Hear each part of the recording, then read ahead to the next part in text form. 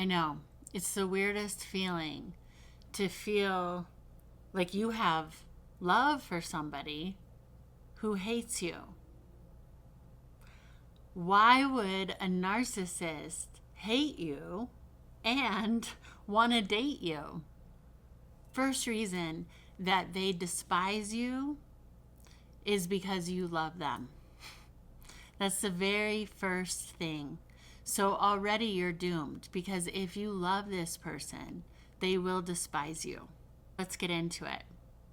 I'm Leah. Thank you so much for stopping by. So we're all brand new right now because we're leaving the past behind us. We're going to frolic forward. We are, because I'm telling you, on the other side of narcissistic abuse is a beautiful life. This can rob you of your life because you can't get your head around why somebody who you think loves you, who might even say they love you, actually hates you. Number dos, they despise you because you believe them. You believe the mask they have on, which is really exhausting to them. They wish they could just be their true self. But when they are their true self, with the closest people, so if you get really close to them, if you marry them, if you're in close relationship with them, they'll be the meanest to you and despise you the most because you will have seen them for sure without the mask. So they hate you for having to put the mask on. They also hate you when you've seen them without it. So you are damned if you do and damned if you don't with a narcissist, unfortunately. That's why knowledge is power. Be sure you watch to the end, and if you resonate with any of these, let me know which one you resonate with in the comments below. Like, subscribe, do all that stuff, because honestly, it helps push this video out. And the more awareness we can bring, this doesn't just help you, this helps other people. And then energetically, we're helping more and more people. So there isn't enough content on this, actually, even though there's a lot of content on this, because the more voices that speak out, regular people, awesome people, people like you and me, the more we can bring awareness to this so that only narcissists can play with each other, which they'll actually be really happy together. So let's do that for them. Let's do that for ourselves and all of humanity. Okay, so the next reason why they hate you because of how you make them feel about themselves. So at the beginning, in the love bomb stage, from their perspective, they're honest. They actually want to love bomb you. See, I'm an acting teacher, for those of you that don't know. That's my background. And so I study behavior. And in studying behavior, I've also worked with a lot of artists who suffered from narcissistic abuse. So there's all these connections. And then I help people through private coaching and through my classes. And I end up doing a lot of life coaching because of narcissistic abuse, because that's a lot of times what people's major block is. So then I started doing a deep dive in researching, and I've also had this as a block in my life. So that's why I'm talking about it. When I'm directing a scene, if you were playing a villain, you don't think you're a villain. You just want different things. You just want your needs met, and you feel like the only way you can get your needs met as the villain is to do X, Y, Z. See, that's how the narcissist feels. They don't think like I'm big bad narcissist. That's why people like me talking about this stuff become a parody or somebody they just want to shoot down, because it's really annoying, actually. More than anything, it's just annoying. But also because they're like, I don't do that. I don't set out to hurt people. I just hurt people. I don't set out to manipulate people. I just manipulate people. I don't, try to love bomb someone. I just really like you, or I like my new supply, or I like this person. See, so from their perspective, they genuinely like you at the beginning. And they feel that like excitement and love. They don't necessarily think I'm going to manipulate this person, then discard this person. They just do that. That's what they do because they're disordered. So they can't help it. So that's why you cannot succeed with them. They will do this. There's no medication that helps. There's no amount of therapy that helps. Unfortunately, even the self-aware narcissists admit that. They can curb some of these behaviors, but not all of them. And even with intensive therapy, like every day of the week, they're still going to have this disorder because there's no cure for it. So with that being said, they are so mad at you for bringing up these shameful feelings after the love bomb phase. They're mad that they have to treat you badly. They're mad that you suddenly became a human and have flaws. They're mad that you have needs. They're mad that you're not fulfilling this fantasy of theirs that's absolutely impossible to fill. But they're mad about that. They hate you for that. So that's why they get mad. They're like, no, I just decided I don't like you. So they get mad at you if you're like, you just switched on me and discarded. They're like, it's not my fault. It's not my fault that in a whim I changed my entire opinion about you. It's not my fault. I'm mad at you for that because you should have upheld the fantasy that I had of you. That's the thinking of a narcissist. So that's another reason why they despise you. They despise you because you bring up shame in them. And this entire disorder was birthed from shame. And you mirror that shame to them. Every time you believe them and every time you catch them in a lie. So damned if you do, damned if you don't. You're bringing up that shame. That's why they have to discard you once you've seen them in some way, or once they feel threatened that you're going to see them. They have to discard you, either physical discard or emotional discard, but they have to discard you.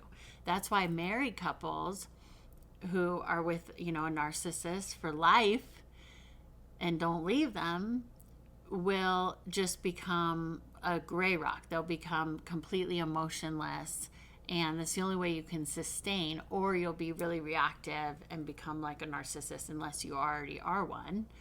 But that's the only way to sustain, because they will completely emotionally discard you, maybe cheat on you. They'll do all the phases that a narcissist does, but maybe just stay. Or like I've had a comment on here before that some narcissists just prefer monogamy because it's easier for them to control their spouse that way and just keep it on lock. So some narcissists don't want to cheat and stuff, but they despise you still for believing them, whatever it is. They despise you because they know who you really are. So they know who they really are. And on a deep level, they know who you really are. And a kind, compassionate person, they despise you for that for sure, because they do not feel empathy. So they feel that's really fake. Empathy is fake. And they despise you for believing them, and this is why they don't trust you, and this is why they feel validated in cheating on you in some way, either emotionally cheating or physically cheating or just defaming you or just any kind of betrayal with you. The reason they feel justified in that is because they really are annoyed that you believe them, which tells them that you're gullible and influenced easily, so therefore anybody could influence you. Because they did. So they know that you can be manipulated. So that's why they don't trust you, because they believe anyone could manipulate you because they did. Another reason that they despise you is if you're still standing. If they haven't had you crumble to the ground, if you have left them, because that's the best way of really standing. If you've totally left them and gone no contact, they definitely despise you. They despise you if you still have light in your eyes. They despise you if you still have love in your heart. They despise you if you're still attracting amazing, wonderful people and fun things and opportunities and success and health and wealth. They despise you for that. They want you to be broken.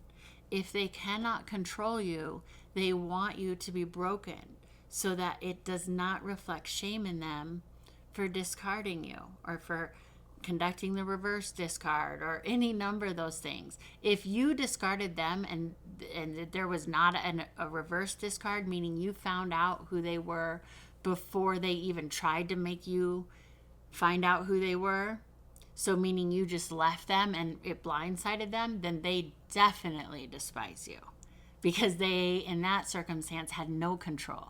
See, if they did the reverse discard, then they controlled that scenario. If they discarded you, they controlled that scenario. So they can feel really good about that. They despise you because they have a really big fear of abandonment, and you struck a nerve with that fear of abandonment. So that's why they typically do discard, because they're so scared that you're going to do it to them. They despise you because they have to do this charade with their new supply. Sometimes the new supply, by the way, is not new. This person has been around for a long time. So maybe you were a new person. And so they're annoyed because they're like, hey, this is my main. I've been with this girl or guy for 3 years. You're the new person. So they might despise you for that, for believing their lies and not knowing that this is this significant person in their life. They might despise you because they had to go through the discard because you found them out too soon, and now they have to get emergency supply and they weren't ready. They despise you for that. They despise you if you don't succumb to their every whim. So if you haven't remained friends with them, then they don't have control over you. So they're going to despise you. If they can maintain some level of control over you, they still despise you, but they like it because it feeds them. If you give them no fuel whatsoever, they just really hate you. They really hate you. What I want to offer you is to forgive yourself for not trusting your instincts, to forgive yourself for allowing such crappy behavior, to forgive yourself for brushing things under the rug to try to make things light and fun, because those are good qualities and they were taken advantage of. So don't gaslight yourself into thinking that you were so in the wrong and that you're an idiot. You made some choices. You didn't trust your instincts.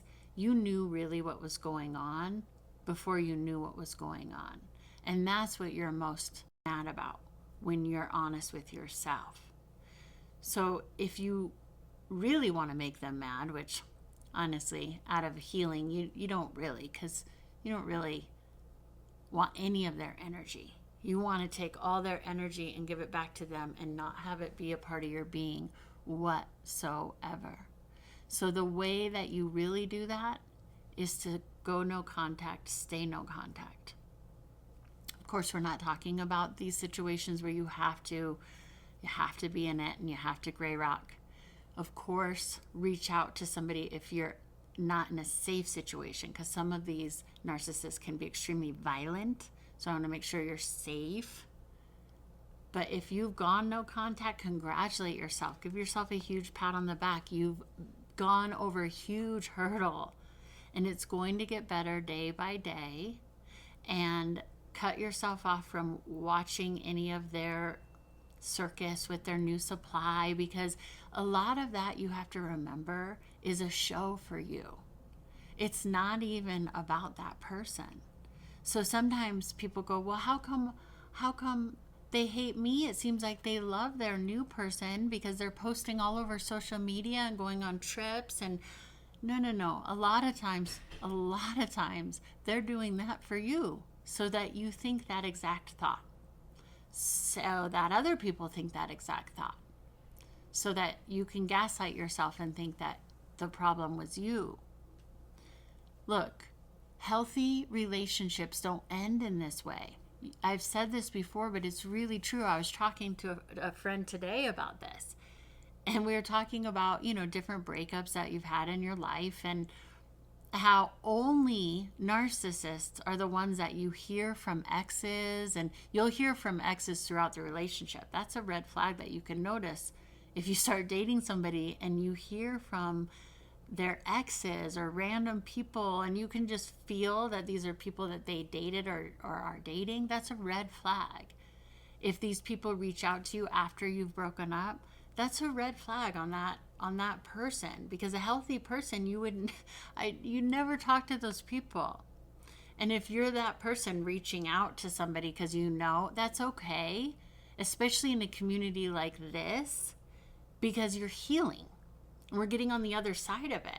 It's much better than trying to go heal and go back and accept the Hoover from the narcissist, because they will come back. But once you really, really heal, when they do come back, if you're really healed, you will not take that Hoover. You will be no contact, so you won't even be able to be reached.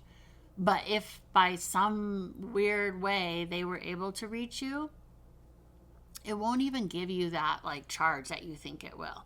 Even if they say that they're so sorry and that they messed up and whatever, you're going to really see who they are, and it's sad. It's sad and it's pathetic. And they're doing the same thing to the new person. I promise you. I promise you. It might look a little different. They retrofit things for each person. And also to show the last supply what's going on. They do that. They're master manipulators. They hate you because they manipulated you. And they thought you were smart. So if you really want to earn their respect, which really who cares, but if you do, stay no contact. It's the only way that they'll respect you, because then they know that you know and that you actually do value yourself. I see these flying monkeys or like past supplies or new supply, and you know what? I send them all love, because they're you. So even these terms sound really mean, but they're terms, that we understand when we're dealing with narcissism. The flying monkeys are the people, if you don't know, who were maybe supply or our supply, or they're maybe coworker or friend. They're like alibis to the narcissist. So they might have been in relationship with them, but they see who they are, but they're just like, it's okay, I'm going to just hang out. So the flying monkeys is like the Wizard of Oz, right? Who like hangs out with the Wicked Witch. That's like their posse of friends or people who know who they are, but they're like, they're fun. We'll just have them in our circle. And then their supply and new supply and old supply and all that. Those are the people who decide to stay. So that term sounds very demeaning, because we were all the new supply at one point, and then all the old supply. If you've had narcissistic abuse, if you've been in a dating situation with them. So we've all been that. So it's not to demean the new supply or the old supply, because we've all been that. But anybody who stays is that person. So if you're out of that whole rigmarole. You're not any of that. You are you. You're a whole, perfect, whole, and complete person. And you get to come back into your own frame and truly create a life that you love. But if you're playing in that paradigm, it is such a mess. And it's just going to be, it's Groundhog's Day forever. But if you jump off that merry-go-round, change the record, it's so fun. Like every day, I'm feeling better and better and better. And my healing is like going faster and stronger. And there's days I get sad, but I'm feeling so much better. And I've gone through so many of these doozies. That's why I'm finally talking about it. To save you time and energy, and also to remind you that there's some really good people out here who've been taken by people like this.